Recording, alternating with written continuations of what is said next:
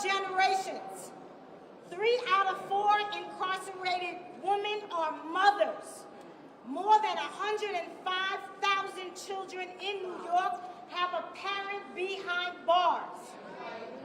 If you ever stood in a prison visiting line or show up at a rally, community meeting, you know who's always there. It's the mothers, the grandmothers, the aunts, and the sisters. We hold the line with sheer determination and love.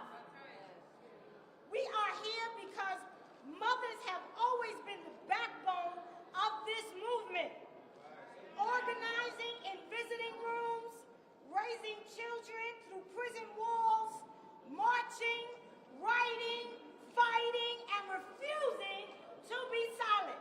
Women are the best! Yeah! This Mother's Day, we don't want empty gestures. We demand action. We demand passage of the Second Look Act and the Earn Time Act. The Second Look Act will allow judges to review and reconsider excessive sentences.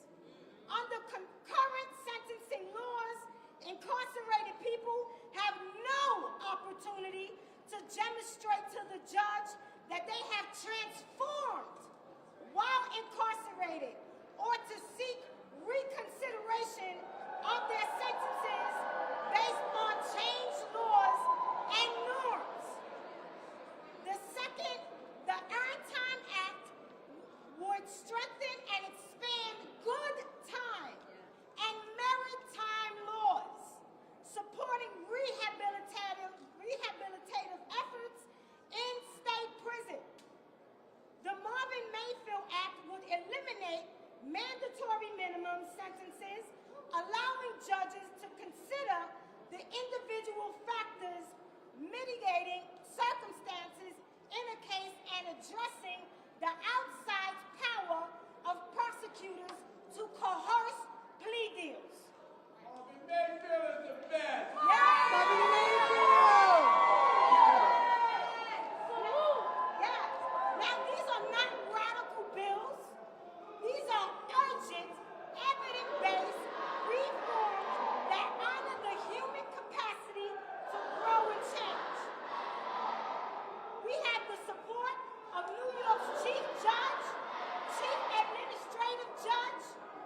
We're backed by the former commissioner of DOTS, the American Bar Association, dozens of labor unions and businesses,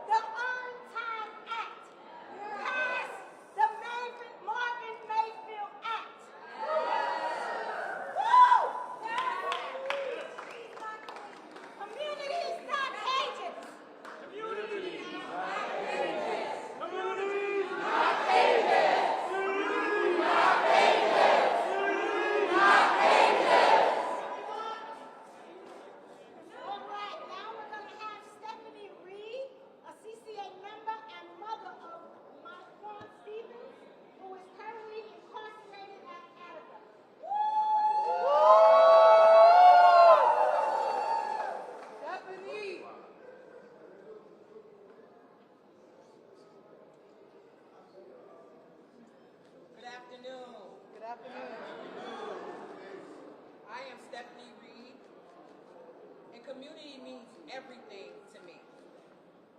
I'm a mother first. I'm a minister and an anti-violence advocate.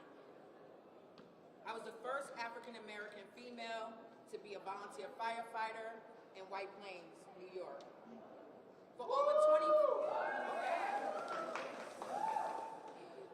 20 years, I volunteered at Westchester Correctional Facility in Valhalla, New York, where I would go to see the inmates, I would go to speak to the inmates, I would go to encourage the inmates, those who are incarcerated.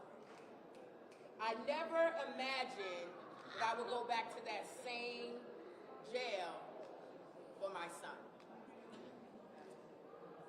My son has a murder charge of 17 to life.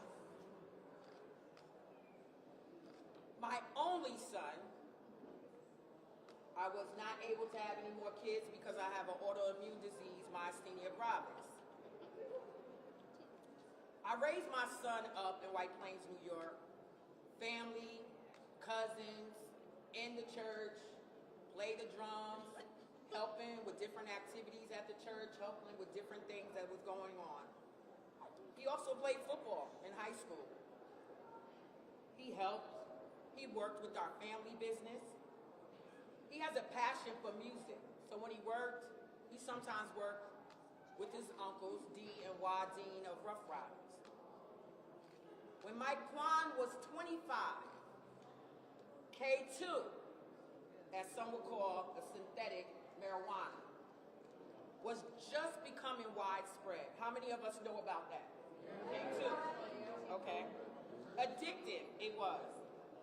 Mike Kwan, with his girlfriend, someone he loved, she stabbed him, he stabbed her in her neck, and she died. If someone was to tell me that my son was in his right mind when he did it, I probably wouldn't be here today. Does not make an excuse, but once you take that first pull, young people, you no longer remember being in the church, working with your family. You become a monster. And if you study about K2, you don't even remember hardly what you've done. Again, no excuse. As a mother, I was lost, and I like to be in control. And I had no control in this situation. After his arrest, he was taken to the hospital. Why? Because he tried to kill himself once he was coming out the high and learning what he had done. So he drank Clorox, he cut both of his wrists and had to get his arteries replaced. Then he got in the tub with a radio. And this is the story he told. I will never stand and try to tell my son's story because I can't. I can only tell it from a mother's point of view, right? He was found guilty. He said he was guilty.